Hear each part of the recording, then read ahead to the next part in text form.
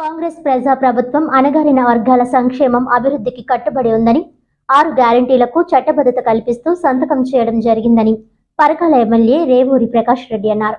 వరంగల్ జిల్లా గీసుకొండ మండలంలోని రాంపూర్ గ్రామంలో నిర్వహిస్తున్న ప్రజాపాలన కార్యక్రమాన్ని శుక్రవారం ఎమ్మెల్యే రేవూరి ప్రకాష్ రెడ్డి సందర్శించారు.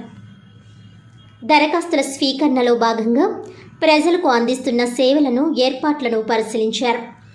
అనంతరం పరకాల ఎమ్మెల్యే రేవూరి ప్రకాష్ రెడ్డి మాట్లాడుతూ ప్రజా సమస్యల పరిష్కారానికి రాష్ట్ర ప్రభుత్వం చిత్తశుద్ధితో కృషి చేస్తుందని, అధికారంలోకి వచ్చిన 2 రోజుల్లోనే 6 గ్యారెంటీలలో 2 హామీలైన మహిళలకు ఆర్టీసీ బస్సులలో ఫ్రీ బస్సు సౌకర్యం, 10 లక్షల వరకు ఆరోగ్యశ్రీ ఉచిత సేవల పథకం అమలు చేయడం జరిగిందని అన్నారు.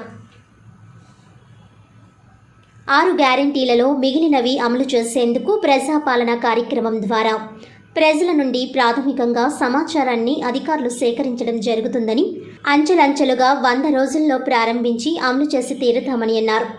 కొందరు రాజకీయ ఆలోచనతో ఎప్పుడు ప్రారంభిస్తారని, ఇచ్చేయండని ప్రజలను అపోహలకు గురి చేస్తున్నారని అన్నారు.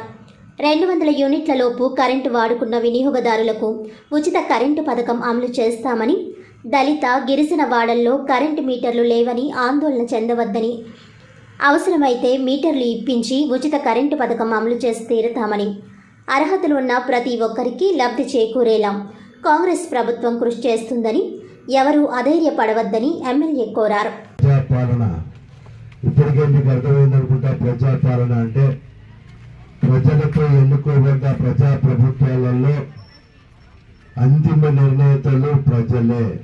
వారి అవసరాలు తెలుసుకొని నెరవేర్చవలసిన బాధ్యత ప్రభుత్వాల మీద ఉంటుందని ఒక ఆలోచనతోటే ప్రజాపాలన కార్యక్రమం ద్వారా ఈ 6 గ్యారెంటీల కార్యక్రమానికి సంబంధించి ప్రాథమిక సమాచార సేకరణ చేయడం జరుగుతుందనే విషయాన్ని మీ దృష్టి తీసుకొస్తున్నాను.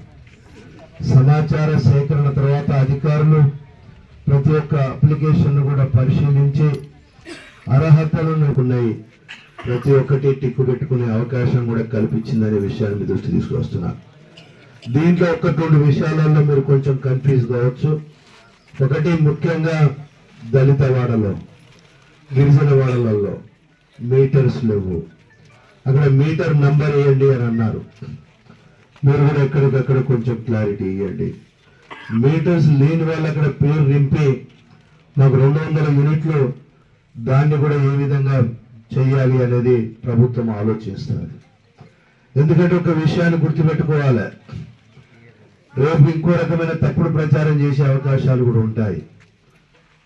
ఇవాళ మనం ప్రతి ఒక్క సబ్సిడీకి సంబంధించి, ప్రతి ఒక్క స్కీమ్కి సంబంధించి ఎంతమంది అయితే లబ్ధిదారులకు మనం లబ్ధి చేకూరుస్తామో ఆ సబ్సిడీలను తిరిగి ఆ యొక్క వ్యవస్థలు ఏవైతే ఉన్నాయో వాటికి చెల్లించవలసిన అవసరం ఉంటుంది. ఇవాళ మనం చూస్తున్నాం, ఇవాళ ఎలక్ట్రికల్ 200 యూనిట్లు మనం ఫ్రీ అని అన్నాం. ప్రభుత్వము ఆ ఎలక్ట్రికల్ డిస్కామ్స్ ఏమైనా ఉంటాయో ఆ కంపెనీస్కి చెల్లించవలసిన బాధ్యత ప్రభుత్వం మీద ఉంటుంది. అందులోంచి మీటర్ల యొక్క వివరాలు తీస్తున్నాం. అదే ఇవాళ మనం చూస్తే అగ్రికల్చర్ వ్యవసాయానికి ఇచ్చే ఉచిత కరెంట్ అనేది అది ఈ మధ్య కాలంలో ప్రారంభమైంది కాదు, మీ అందరికీ తెలుసు. స్వర్గీయ వైఎస్ రాజశేఖర రెడ్డి గారు ఉన్నప్పుడే ప్రారంభించిన విషయం కూడా మీ అందరికీ తెలుసు. అప్పటి నుండి కూడా ఆ 2004, 2005 ప్రభుత్వం ఏర్పడినప్పుడు, కాంగ్రెస్ ప్రభుత్వం ఏర్పడినప్పటి నుండి కూడా దానికి సంబంధించి రైతులకు సంబంధించిన సబ్సిడీని కూడా ఉచిత కరెంటు పైసలను ఆ డిస్కమ్లకు చెల్లిస్తున్న విషయాన్ని కూడా మనం గుర్తుపెట్టుకోవాల్సిన అవసరం. ప్రభుత్వ ఆసుపత్రుల్లో కూడా డబ్బులు ప్రభుత్వం చెల్లించవలసిన బాధ్యత ఉంది.